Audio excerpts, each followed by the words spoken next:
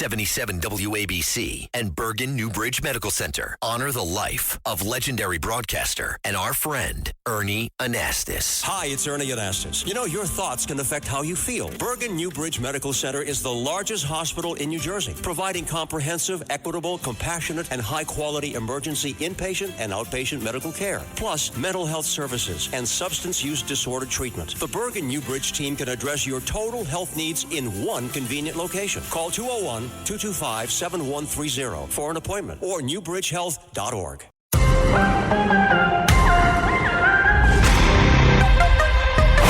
It's the Joe Concha Tunnel to Towers Foundation Sunday morning show. Now, here's Joe Concha.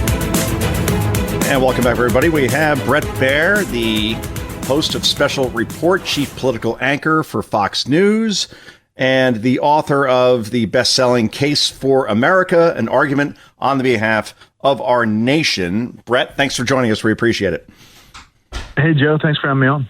Oh, of course. So here we are, 250-year anniversary of our country, and it seems that, look, I wasn't alive, nor were you, during the 60s when we had such divide in this country as far as the war in Vietnam. But it seems like we're getting to that point where you have to wonder if what the founders and what you wrote about in this book is going to come to fruition in the next 250 years, as far as we hear Democrats talking about blowing up the filibuster, adding 2 states as far as D.C. and Puerto Rico, adding 4 senators as a result, eliminating the Electoral College and so on. But in the end, what was your whole motivation of writing this book? You've written about 6 presidents. I know. I think it was George Washington, Grant, Teddy Roosevelt, FDR, Eisenhower, Ronald Reagan. At this point, we're at 250 years of this country's republic, but it seems the next 250 years could be tumultuous if we're witnessing what we are right now in 2026.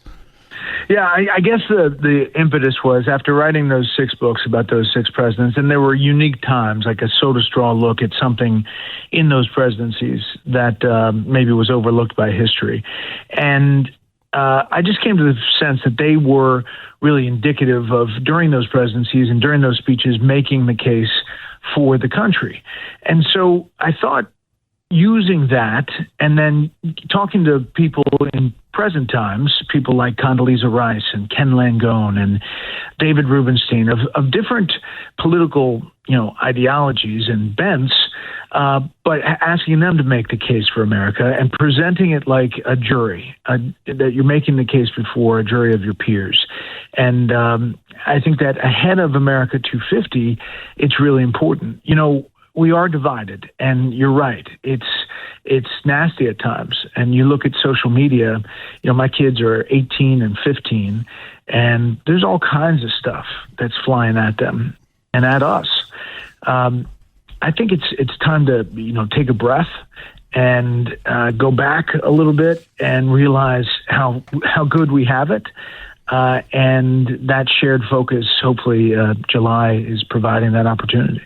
And we're talking to Brent Bair, and I think you make a great point around social media being a very, very big part of this divide that we're having right now. In other words, it used to be in the past, you would have A politician or B politician wants to say something, so therefore they call a press conference, or maybe they put out a statement, and there are other people around those people saying, you know what? I know you want to say this. I know you're emotional right now, but we should keep this within the guardrails of civility. And now with social media, you could write and say whatever you want off the cuff, any time of night or day, without anybody telling you that's right or wrong, or any podcaster actually can do that as well. I wonder if social media is leading to this divide, Brett, where we have a problem where so many people are putting out videos saying what they're feeling at that particular moment, and therefore it gets very personal, and therefore it's impossible for 2 sides to work together.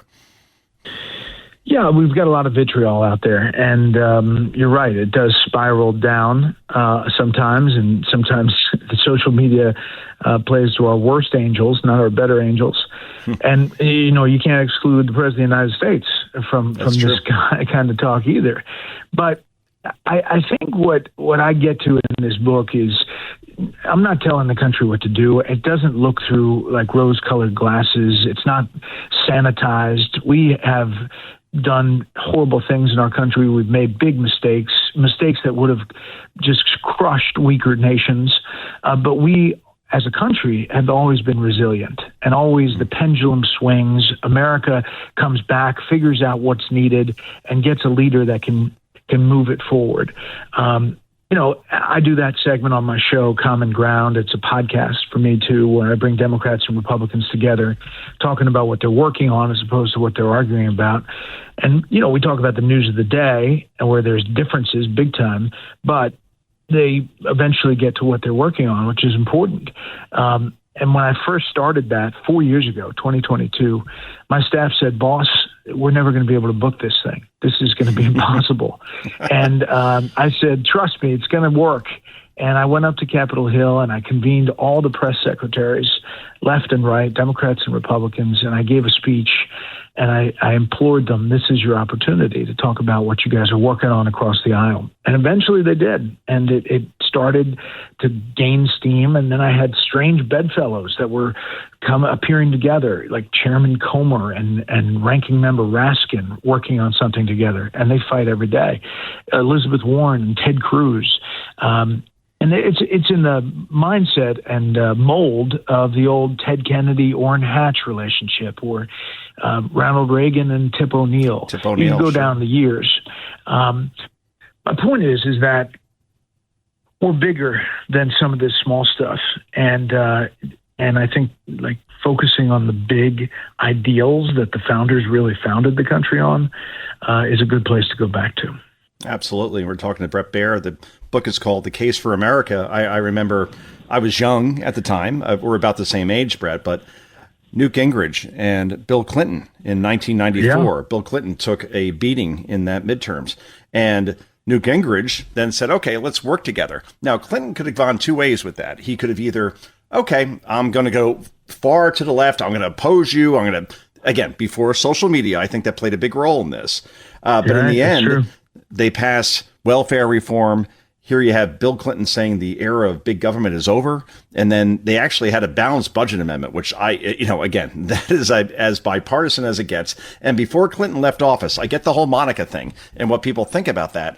But in the end, 1998, 1999, 2000, we had a budget surplus, which is unthinkable now. So right. I wonder if we could get back to that place again, because I see Hakeem Jeffries talking about, maximum warfare after Donald Trump was nearly assassinated for a third time. And then obviously, as you say, the president doesn't exactly respond with kindness. I just wonder if we could ever get there again. I'm hopeful that we can. I mean, I see examples of it every day. I did a debate, last year with Lindsey Graham and Bernie Sanders. That's right. You couldn't be more far apart. And yet they talked about, working together on a number of things and talked, civilly. And I think the whole thing is listening to the other side, understanding that you have passion and you're adamant that you're right and they're wrong, but respecting their opinion and then figuring out, Dwight Eisenhower said in his farewell address, he said, we need to work on the things that we agree on first and then argue about the stuff that we don't. And if we just went into every day on Capitol Hill like that, there would be a ton of stuff that would get done a lot faster. That's true. And before we go, Brett, and again, the book is The Case for America, a New York Times bestseller. It's going to be huge. You co-hosted Charles Krauthammer on your show, and it's funny because I was too. On. What's that?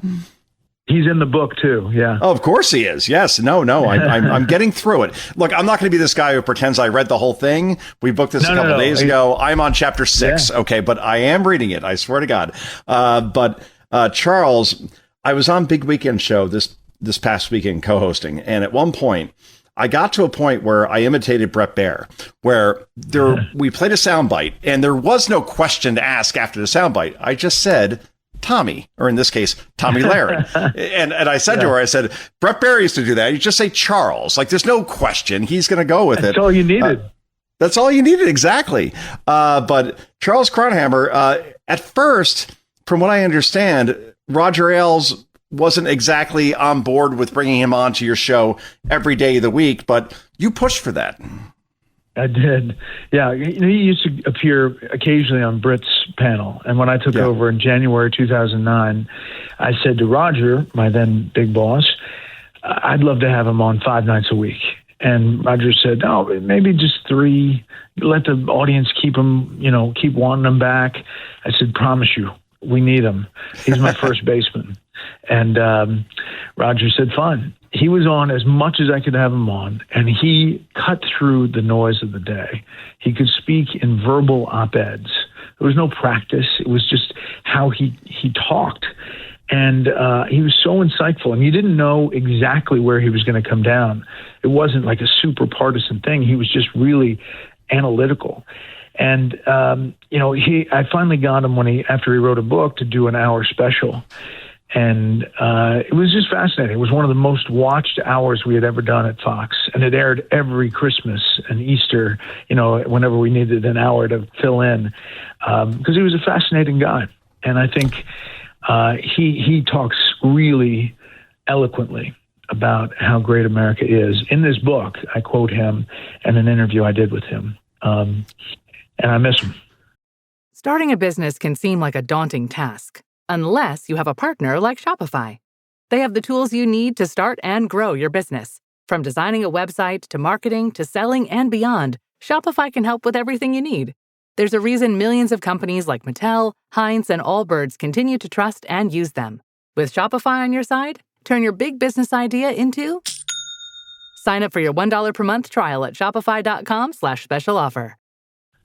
Yeah, we all do. And I met him in the green room, actually, in Washington, and met his King Cavalier, which was a beautiful dog, and just the authenticity of the guy. And he was just so genuine, authentic, and just a nice guy, and a big Nationals fan, by the way. He wouldn't be very happy with what's going on in Washington right now. But in the end, Special Report lives on. And again, Josh Holmes, I think, is a great addition to what you're doing there. I think that in general, all those guys from Ruthless have been incredible.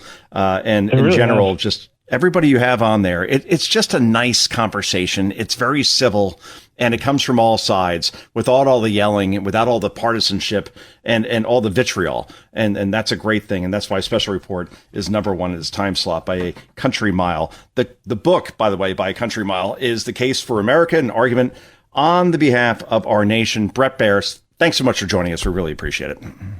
Thanks for having me on, Joe. All right. Thank you, Brett. And this is Joe Concha. This is Concha at Night. Back with more in just a moment. It's the Joe Concha Tunnel to Towers Foundation Sunday Morning Show.